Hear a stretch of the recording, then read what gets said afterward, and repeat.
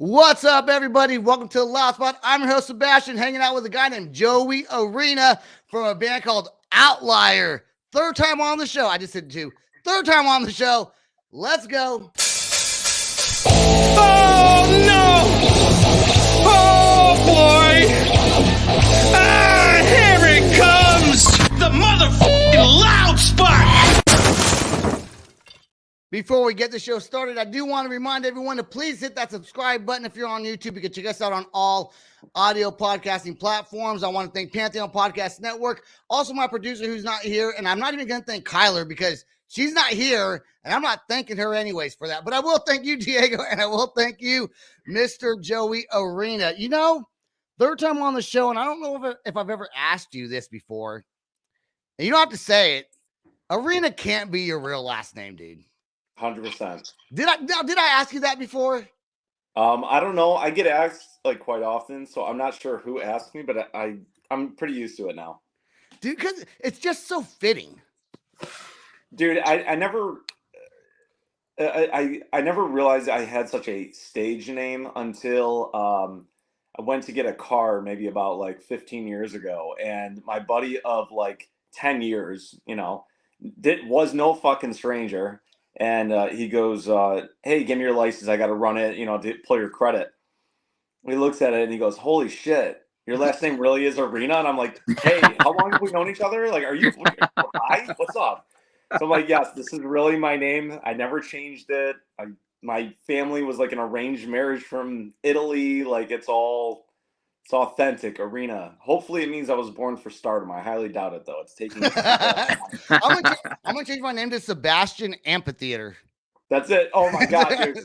I got a group chat with my buddies, and the whole running joke is so they called me Joey Stadiums. So that was like, so they heard the song, and my buddy Ricky like literally texted group chat today. He goes, yo, Joey Stadium's new song sounds fucking amazing. Congratulations, bro. And I'm just like, and it's so normal now. It's not even funny. It's like one of those stupid jokes, like like it might have been funny the first time, but then it's like you're over it. We used to say, "Dude, it's done.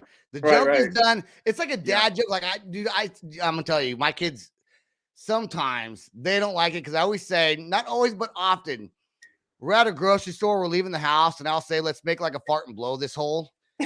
But like it was funny like the first time, but I probably said like 100 times, and it's not funny anymore. But I still say it because I'm their dad. I'm allowed to. But if I say it to someone new, I get the same reaction that Joey just gave me, where they kind of laugh a little bit. But if I said it like 3 more times, you'd be like, "All right, man." I get it. Yeah, I get it, bro. Yeah.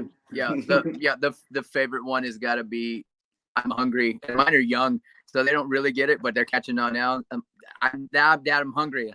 Hi, I'm Dad. That's my dad used to do it to me. It pissed me off. So I catch myself doing it, and I just shake my head. I'm like, that's right. I'm going to put my New Balances on and mow the yard. You know where I be. I would say dad jokes are fun, man. You got to they're good every now and then. That's a good one. Even if it's like, you're not going to not smile. Even you may not laugh, but you're just going to go, dude. Come on, bro. You're still going to give the smile. So since we're on the dad thing, Joe, I don't even know if you have any kids or not, but Diego and I do. And my dad used to always tell me this. I'd get something to wear. And it's not even about me. We're talking to you. We're going to get to you in a second, okay? But it's my I want to hear show. about you. All right. I'm the producer today. I'm your producer today. I like it. All right. I like that. Hell I like that. So I'd get like a new outfit or like a piercing or like a tattoo. And, as a kid, you're always looking for that, your father's approval.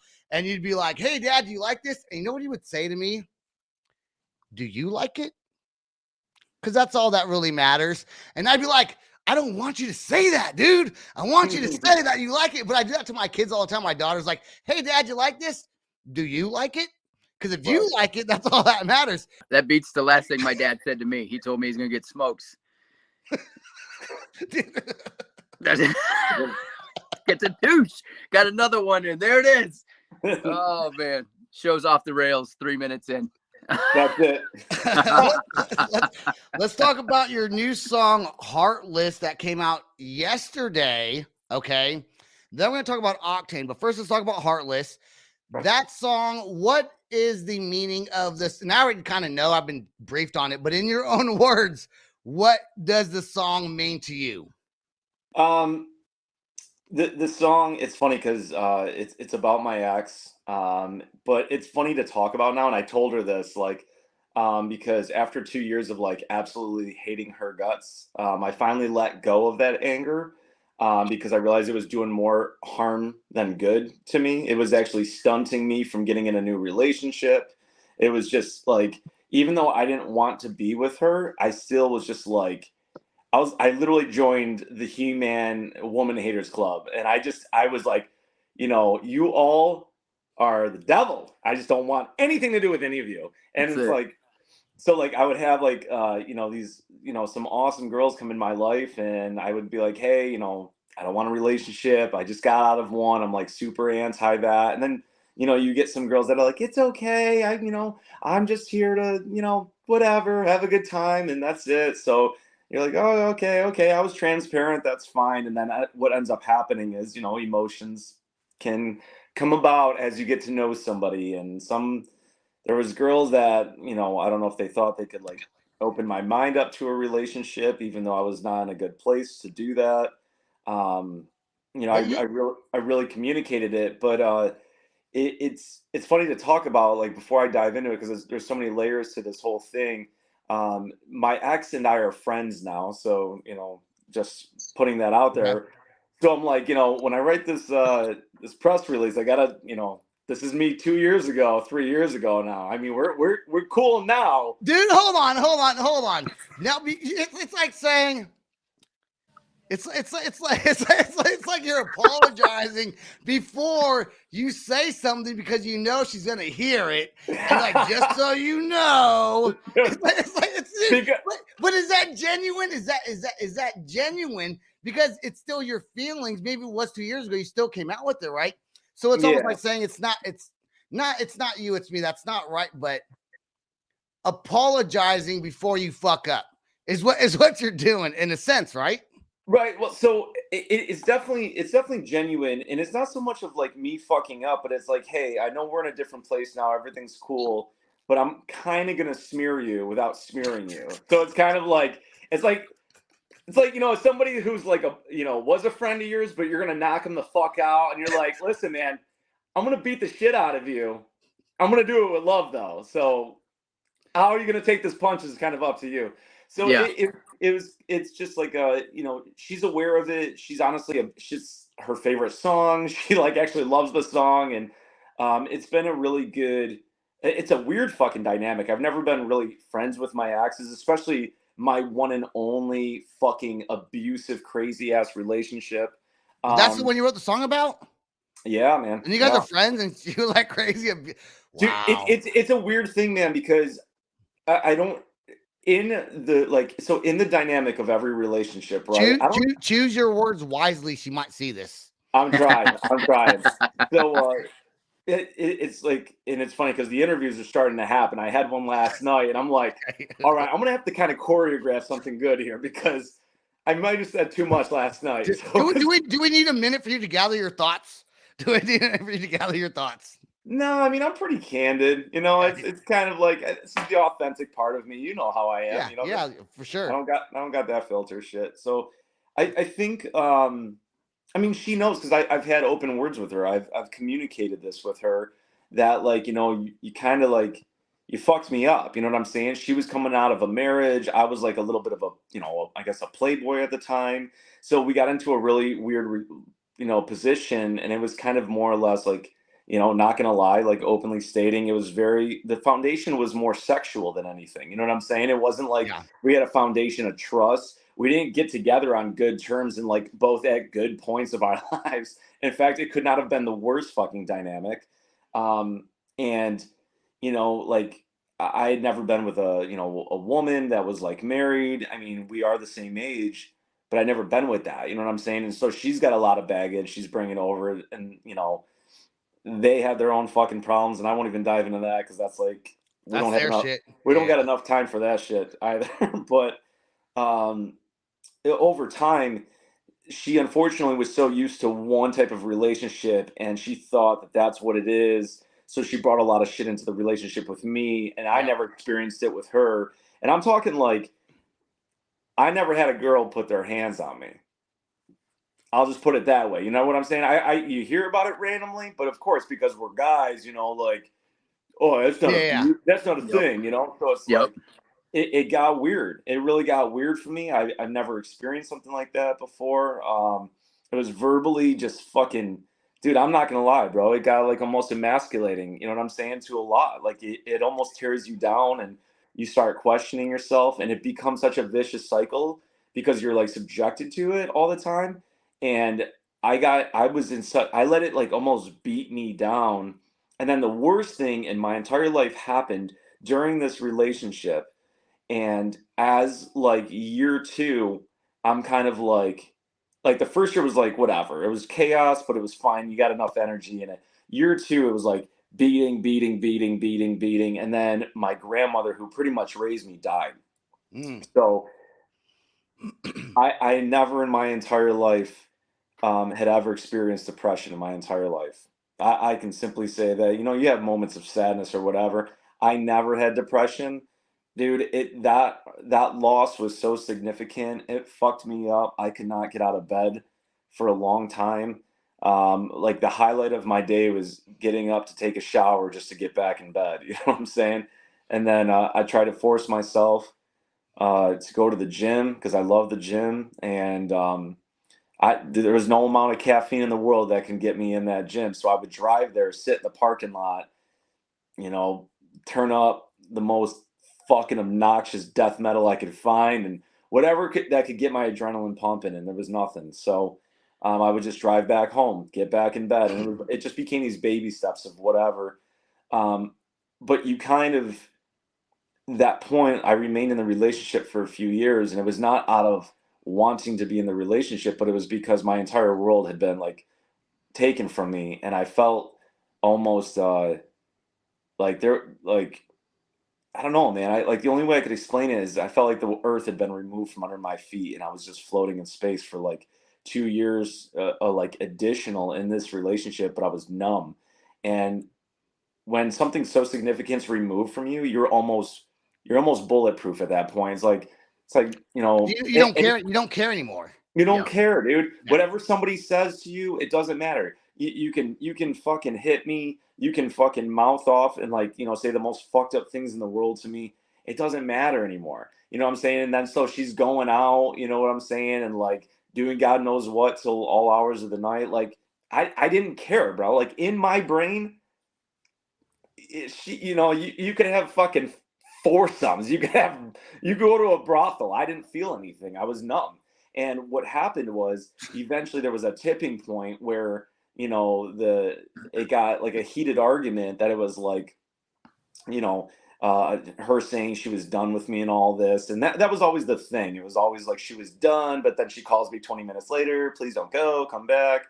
And then that's fucking mind games, dude. Dude, that is fucking mind games. Go ahead. No, man, you're absolutely right, dude. It was I'm telling you, dude, it was just chaos, manipulation, narcissism. But it was so fucked, and it was so normal for her. And when she said it the last time, I said, "All right, I'm holding you to it. I'm gonna make you eat your words. I'm fucking done."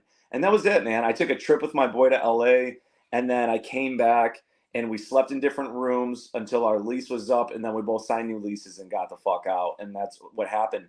And for 2 years, dude, I hated her. But what was insane is that she got back with her husband a couple months later, and I'm hearing it from everybody. And meanwhile, she probably at least would definitely leave you alone after this if she was bothering you, dude. I literally said it to, like, because it was mutual friends, because like in Rochester, it's a smaller city. I mean, some of us, and her and I kind of ran in similar circles, and so the people that are telling me were, you know, sources that were friends with both of them, and she's like denying it to me, and I'm like, dude, I don't give a fuck. Like I always said, like, you know, like I lost my self-worth. I said, I'm just temporary. I'm helping you get through your fucking marriage. And like I was so fucking aware of it, but that that was like what I attracted that bullshit because I didn't think much of myself at that point in my life. You know what I'm saying? Um, so I allowed it to happen. My therapist, well, my grief counselor, because I'm in grief counseling because I fucking absolutely need it. And she said to me, it was like you were walking into a pit of fire knowing you were going to get burned. But that's why you did it though, because you knew the outcome. So here's the dark, twisted shit of it all. Other relationships, because of my upbringing, and like I said, it's such a deep fucking thing, man. It could be hours of discussing like how much No, we're gonna be on here longer than 30 minutes. I already can tell. So continue with your story, please. No, this is interesting. Yeah, I'm like I'm all in, dude. Like chapter 2, let's go. All right, sorry. I was gonna say sorry if I'm like boring you guys. No, I'm not bored at all.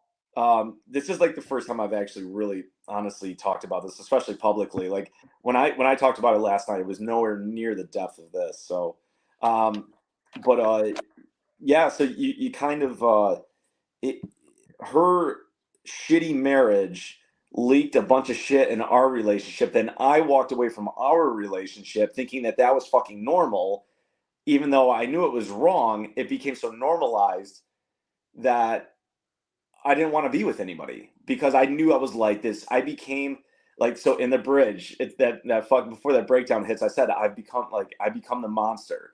And that one line, and then the bridge lyrics are so like all the lyrics, this song is the most personal work yet. It was the best way to explain how hollow I felt, how like this animal that was like, don't fucking touch me, don't come near me because I don't know what I'm capable of at this point right now. And like it just again, so it was like, like I said in my I'm sure Shauna sent it to you, but it was like, they say hurt people. She brought her shit in, then it falls on me, then I take it, and then I hurt somebody else just because I didn't want to be in a relationship. And I was so cold and cut off, removed from that. And then, God only knows what happened with them after, but like it almost becomes this like this virus, you know what I'm saying? And it's like I don't know, man. It was fucked up. Manipulation. So I think a lot of guys can relate to stuff like this. I was in a relationship before where it was, to me, it felt, looking back on it now, and it took a while for me to see that, it was manipulation, and you get used to that manipulation, and it's almost comfortable to go back to because you're used to it, but it's almost safe because you know what it's like women that get abused, they get beat by their husbands, right? Why do you go back to him? Because they know what's going to happen. Right. It's almost like they get used to it to where it becomes home. It's sad to say, but I had to go to counseling, and my counselor told me, you got to cut that off. I was at the point though, when we first broke up, dude, like my dick didn't work for like a couple months. And then I would see her and I'm not even attracted to her. And it was like, all of a sudden there's a fucking boner. And I'm like, why does my dick work if I don't even like you right now? Right. Yeah, you become robotic, and comfortability is probably the biggest thing too. It's just like you say, you know how today's gonna end. It's comfortability. It allows you to go. If you're working a 12-hour shift, you're gonna get bitched at anyway. So you're gonna maybe work 13 hours today, but you're gonna be back home. Like, yes, it's a vicious. Yes, absolutely. When your dick doesn't work, that's emotion. What they say in the Asian, emotional damage or whatever the hell they say. Emotional damage, bro. Dude, yeah. That is a fucking thing, and I got such a fucking bone to pick with society because of the way they fucking want to scrutinize men because they instill it in women's brains. I mean, dude, you guys remember health class? Men think about sex every 4 seconds. So everybody thinks we're just these walking hard-ons that have no emotions because that's what society tells them. And then, it's like, we got to rub some dirt on it. Be men. I don't talk about my emotions. I am now open to doing this because of 2 years of therapy. But, which is why I'm using it in my best work now because honestly, that's my journal. My music's my journal now. Before this, I like would teeter it a little bit, but I would never tell the truth though. In like the press releases, I would be like, oh, this is about toxic relationships. I didn't experience it, but it's about those things. Right. And this is what I've heard. This is what I heard about, but now it's like, no, these are the things I experienced. You're growing as a musician. Yeah. And because you're growing, you become more comfortable talking about things because people like real. People like when somebody else is real and they're explaining their true feelings. My question is, you currently do have a girlfriend, correct? Yes, I do. Yep. Okay. So is she upset that you're talking about this? Nope. Okay, Nope. because sometimes because that she's good for you then, right? Sure. She lets you express what you want to express, and Right. most people probably wouldn't ask that question because a lot of times women would be like, "Why don't you write a song about me? What about the love you have for me?" She does say that though. She does say that too. but that's common. But and I'll say this, and I'm sure you probably said this. Maybe if you haven't, if not, I'll defend it, and I'll say it's easier to write about something that hurts you than to write about something that you care about. 100%, man. So that would be the reason why. Heartless played on Octane currently? So it was played the first day, like 4 or 5 times. I don't know. Since then, I've not gotten like an update. We get like So what I'll do is I'll get like a weekly update, like a 7-day media based update. The only thing that I get in between all of that is like what station adds it. You know what I'm saying? So right now, like I just got New Jersey 105.5. I can't remember. So one of the stations in Jersey already picked it up, which is dope. So usually radio has a very delayed response as well. So I won't know territories. Like it'll take like 2 weeks before they kind of start trickling in a little bit. And that becomes like, oh, this is what we're being played and what's happening. But yeah, so as far as Octane goes, I don't know. I'm gonna have to get like a 7-day update, and I'll let you know. The first time you were on the show, I forgot what song you were promoting. Loved it, and it wasn't much long after that I wound up hearing it on Octane, and of course I was like, "This guy was on my podcast. Check it out." Like trying to look cool. I was trying to look cool, and well, no, it was neat. Now this song, Heartless, is a little bit of a softer song, and I want to play it. We're going to take a quick sponsored break. I'm going to play the song, and then I'm going to ask you a question, and I want to see how you answer it. So stay tuned. We're going to take a sponsored break, come right back right after that with the song Heartless from Ovtlier. Time is everything, and convenience and quality matter the most. Now, you have an affordable, nationwide, online medical solution for over 50 services in which you can be treated by a board-certified doctor from the comfort of your home. For only $49.99, your doctor appointment is taken care of via telehealth. Quick and easy, Jiffy Doctor is here to serve you with excellence, with same-day appointments as well as discounted prescriptions. We treat services from sinus infections, common colds, anxiety, insomnia, birth control, dermatology, erectile dysfunction, STDs, and women and men's health treatments. Sign up today for $49.99 and have your prescriptions delivered to your home if you choose. Jiffy Doctor has served tens of thousands of happy patients, and we are happy to now serve you. JiffyDoctor.com, your new, convenient, and affordable medical solution. Stay home, stay safe, and avoid the wait. JiffyDoctor.com. Left a black hole inside of my chest now.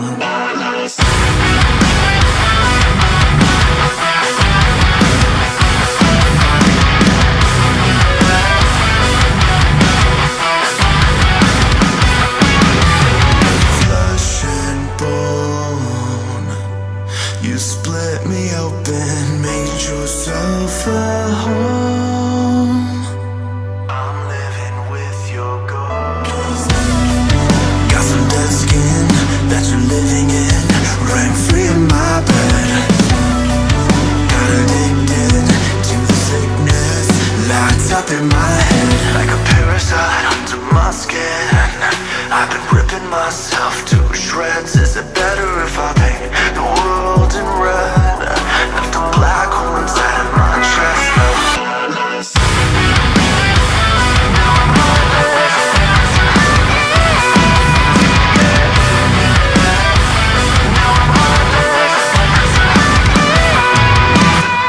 Your switchblade, it cut me open. I can't feel a thing. Shot up with Novocaine.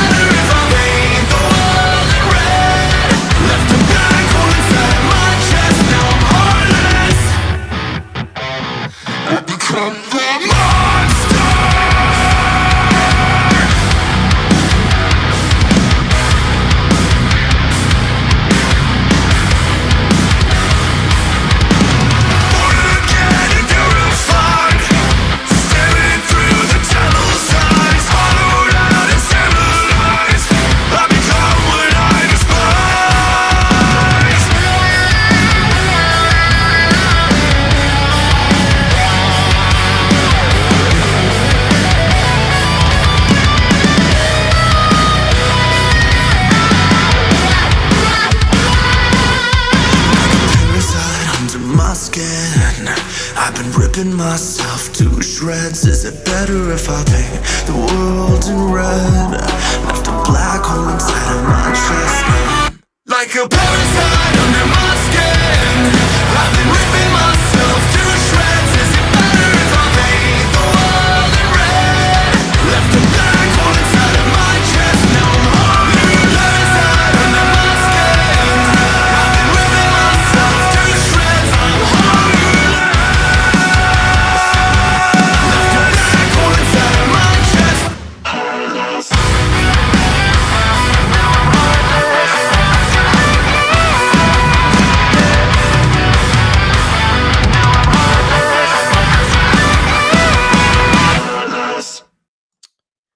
There we go with Heartless, man. Let's switch positions here. Diego, his phone is not connecting, so he did have to leave the show. I call him in the middle of a break, and his phone will not reconnect, so he is gone for the remainder of the show. But we don't have a whole lot of time left, anyways. With you, Joey, man. I'm gonna go back a second before we get you out of here. What was the pivot point, if there was a pivot point in your life with your music career, where you decided to write more heartfelt songs and care less about the bullshit or care less about what other people thought? What made you want to come out there emotionally with your music and talk about it publicly? Because you didn't do that before, but you're doing it now. I did it very mildly on the EP, right? So What Doesn't Kill You, which is just like you kind of decide the outcome through hard times, how you're going to be. Are you going to let these things destroy you? Are they going to make you jaded? Are you going to come out better? Whatever. So the first EP was about overcoming. All the singles that came out later, like after, were all more intense. There was a lot more emotion. I had some like anger that I wanted to like unload. Like I said, I was getting out of, like, I was in that relationship. I was getting out of the relationship, but there was also shit on top of it. So I think really what opened the door was therapy. And the reason being is because my therapist brought up a good thing. She goes, you're an artist. And she goes, do you keep a journal? And I go, no, I don't really do that. I just, I'm like, why? What are you getting at? She goes, well, you write songs, you write music, you write lyrics. And I go, yeah. She goes, well, poets, they write their thoughts down and they become poems, So right. She goes, and then you could feel the sadness in some of the saddest poems. You could feel the joy, the hope, whatever they're trying to put down, you can read it in their words, and that's what people share. People relate to those things. She goes, you have a good chance, like a good, you just have a good outlet. And she's like, you can write all of your emotions down, and then you can also share them with the world. And what you're doing now is you're releasing them. She goes, you're no longer carrying them. All these words, these things that harbor and like they just fester in your brain. She goes, put them down and almost like send them out to sea. Let them just be done now. You no longer are carrying the weight of it all, because it becomes, like I said, it becomes a heavy weight, And so I was like, you know what, that actually makes sense. I'm going to do that. And she goes, you are authentic, and I think you need to pride yourself on authenticity, especially in a world like today where everything's about, it's just fake. Our world is like everything, dude. At TikTok, from social medias, people are so fake. Fucking fake, dude. You can't even look at a picture of someone and assume. You can look at a video podcast like this. On the audio, you can't tell, but on the video, you can see what someone looks like. But there's times people come on, I'm like, that is not what you look like on your social medias. I was watching South Park the other night. It's all about your brand, your brand. Even if you're just a person not even trying to be famous, you got a brand, and you're fake on platforms to build yourself up as this person. You're not even that person. Right. Why? What's the point of that? Just be fucking real. Because when you meet someone, they're gonna find out it's fake anyways. Yeah. That's Yeah. stupid. And to me, see, like that doesn't work for me because it's like you're playing somebody you're not. So, well, like, what does that say about you at the end of the day? You probably don't even really like yourself. Like, you clearly have to be and portray somebody else. It's like, that's got to get tiring almost to try to be somebody else. And I don't know, man. I'm unapologetically myself, and it gets me loved and hated. But you know what? Those that love me, they're amazing. They're diehards, Yeah, So it's man. like, and I rather have like quality over quantity all day, bro. All Everything day.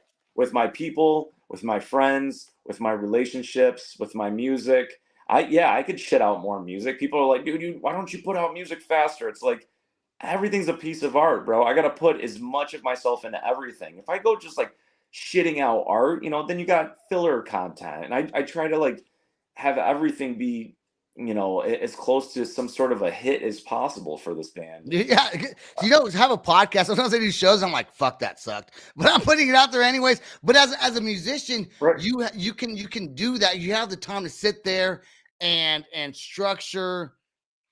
You have the time to really consider what's released and what's not released. I got two producers that I've been working with the past month, that I've lined up the arsenal, you know what I'm saying? And like these songs, I personally believe I'm proud of them. They're my best work yet. And I can't wait to get them to the world. I promised myself that this is going to be the year of consistency. So we will be dropping a lot more music for sure. And, but everything still has to be well thought out and not just thrown to the wall. And you know what I'm saying? Not just like see what sticks type of mentality. So like, everything's going to be well thought out. All these songs, they have a special place. Heartless is very, very. I've been most excited to release this one for a long time because the motion behind the song, like you said, it feels a little bit slower and stuff like that. But the intention behind it is literally what every day was blending into the next. It was like this droney feeling. So like it's just down and dark. And I wanted to kind of put that in the music, you know what I'm Yeah, saying? Like it's gotta yeah. reflect. I mean, I could have made it fast and made it like chaos, but at the same time, I felt more sadness and hollowness than I did of chaos. I don't think the message would have been as well perceived if it was faster. Sure, absolutely, Honestly, man. because when Absolutely. it's a faster song, usually it's a happier song, or you feel the sadness Yep. of what your emotions are and what you're saying when the song's slower. If you speed Right. that up, it takes away from the reality of what you went through. Right. Absolutely. So Absolutely. no, I promise I was not saying. I was just used to the Outlet's kind of a little faster paced. Sure. Yeah. Yeah. But I love, dude. I love me some slow country sometimes. Even I'm like, why do I like this song? Because sometimes I feel what they're saying. I feel the Yep. lyrics. Yep. Jelly Yep. Roll started doing some slow shit about when I pray to God, and I'm like, fuck, dude. I'm like, you start feeling that stuff. Yep. I'm gonna get you out of here in just a little bit. I do Sure. want to say that it sucks we could not go, which did not happen. The When We Were Hungry tour. Oh yeah. Yeah. Not when we were young, when we were hungry. That was going to be fun. I want to hang out with you. I think your girlfriend was going to come with you. We all want to have some beers and hang out. Oh yeah. I was going to buy you a couple shots, Hell but yeah. that never wound up going down. Last minute, we got the notice, so it was Right. going to be in Vegas. But that would have been a great time, and that was right after you were on the second time on the show. Right. We did that. I do hope that one day you do come to Oklahoma. Mhm. And come and or Wichita, Kansas, because I work in Wichita, Kansas, live in Oklahoma City. Oh shit. Okay. Yeah, weird dynamic there. So Kansas, Oklahoma, I could probably try to make it out to one of those shows. Are you guys planning on any tours anytime soon? And shout out to your merch. Yeah. So we're going out in July. It's close to being finalized here. We went through some transition business wise for through the band. We went from one booking agency to another. So our new agent is awesome. She's working so hard around the clock. She's like submitting us for a lot of stuff, but also at the same time booking a tour in July, and we got other sections. So we're trying to go out from now until the end of the year, right? Like July into the end of the year. But yeah, so I can't announce any dates right now at the moment here, but to answer your question, yes, we are going out. We do have tours. And now, shout out your merchandise. Not a shout out to your merchandise, although shout out to your merchandise also. But go ahead and tell your website or where people can find your merch besides seeing you guys live and playing a show. Hell yeah. So Outlier band merch and more. It is printed right out of Chicago area. It is fresh off the press, print on demand, crack resistant ink, and you have a 30-day money back guarantee. So free shipping within the States. Yeah, get yourself something fresh. I made sure that there was I used to have like a small clothing company back in the day. So I try to make our merchandise. I make most of our merch. I taught myself a little bit of graphic design work. I'm not good at it by any means, but it's enough to get by. But we've been doing well. But I create things that I think people would want to wear, regardless if the band name's on it or not. You know what I'm saying? I try to have it sell itself almost, versus Outlier, I got to buy it because it says Outlier. I want people to go, yo, that shirt's sick. I don't care who Outlier is. I just want to wear it. So yeah, cool. And you are always a blast to have on the show, man. Such a fun dude. Good stories. I mean, you come real with it. So thank you for that. If you've never heard of Outlier, make sure you check him out. If you're listening on audio and you've never heard him on my show before, know who they are. It's Ovtlier. Change that U to a V for Outlier. And that's all the time we got. Joey, please stay right there till after the end of the outro. I want to thank all of our listeners that listen to us. I want to thank my producer, Sam, who was not able to make it here today, but always makes the show better. Diego, who left the show. Kyler, I'm still not thanking you, but I still love you, girl. And I also want to thank Pantheon Podcast Network and our sponsors. That's all the time we got. Joey, stay right there. Peace out, rock on, and much love. This is the Loud Spot outro by nothing short of tragic. Is this all talk with no action? No. Is this my thoughts with distraction? No. Is this what I bought that's in fashion? Or is this the Loud Spot with Sebastian? Yes. Does nothing short of tragic have us back again? Yes. Does everything that's good really have to end? Yes. A pimp host has to pimp show, so to get more episodes, make an order, this is over.